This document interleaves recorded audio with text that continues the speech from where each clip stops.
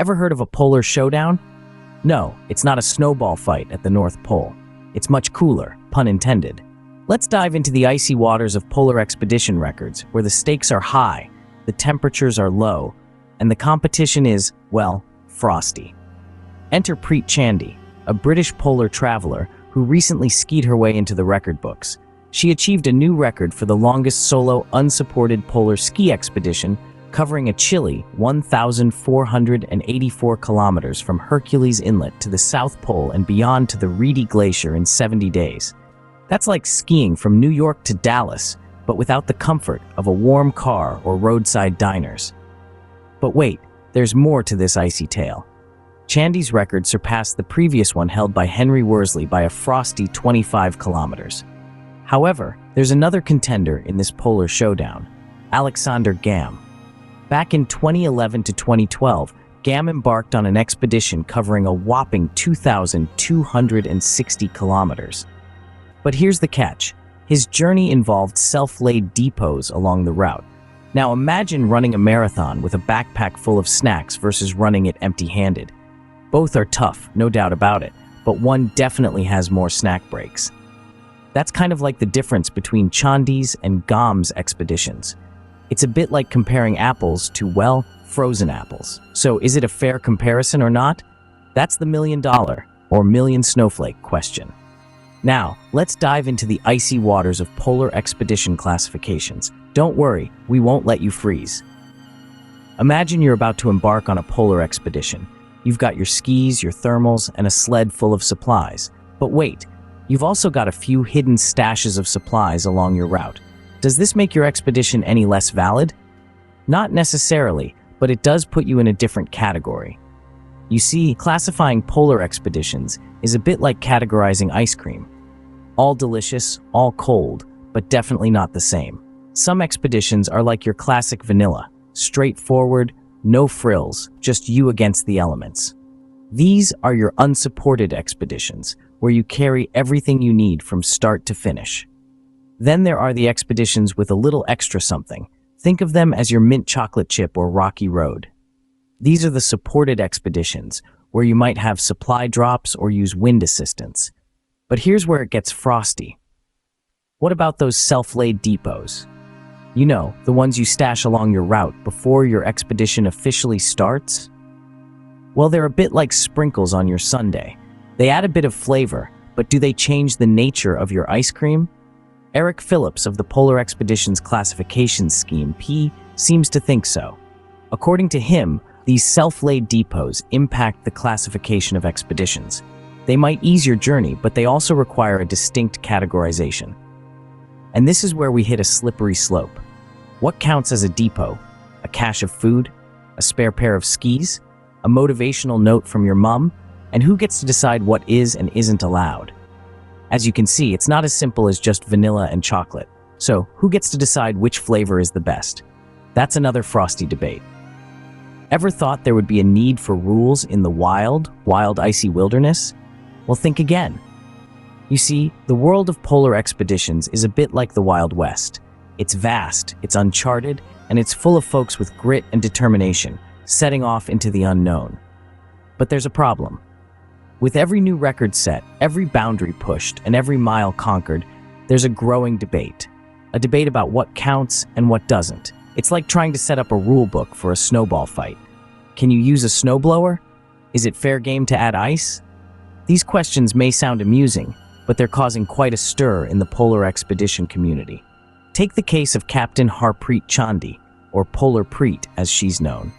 Preet recently set a new record for the longest solo and unsupported polar ski expedition. But was her adventure really unsupported? And how does it stack up against other journeys like Alexander Gamme's 2012 expedition that involved self-laid depots along the route? It's all a bit like comparing apples to snowballs. Different expeditions have different challenges and different strategies. That's why there's a call for standardized protocols in polar expedition records. Eric Phillips of the Polar Expeditions Classification Scheme, or PEX, thinks that these protocols could help clarify the intentions of expeditions and avoid post-journey reinterpretations. It's like providing everyone with the same rule book before the snowball fight begins. These measures could help enhance transparency and integrity in polar exploration achievements. They could help address the complexities and ambiguities that currently surround record claims. And while the idea of rules and regulations in the wild, icy wilderness might seem a little out of place, it could be just what the world of polar expeditions needs. So, are we heading towards a world where polar expeditions come with an instruction manual? Only time will tell. If you thought the cold was the biggest challenge in polar expeditions, well, ice to meet you. You see, there's a frosty debate brewing in the world of polar exploration, and it's not about who has the best thermal underwear.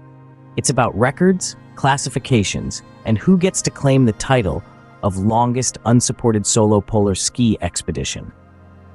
Imagine you're at a party, and everyone's arguing about who brought the best ice.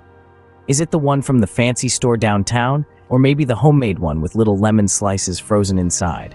It's all cold, it's all icy, so does it really matter? Or should we all just chill and enjoy the party? Now replace party with polar exploration community and ice with record. You've got yourself a heated debate in the coldest of environments. Who skied the longest? Who was truly unsupported? And what about those self-laid depots? Do they make the journey easier or just smarter? This icy discourse is more than just frosty egos. It impacts how we perceive achievements in polar exploration.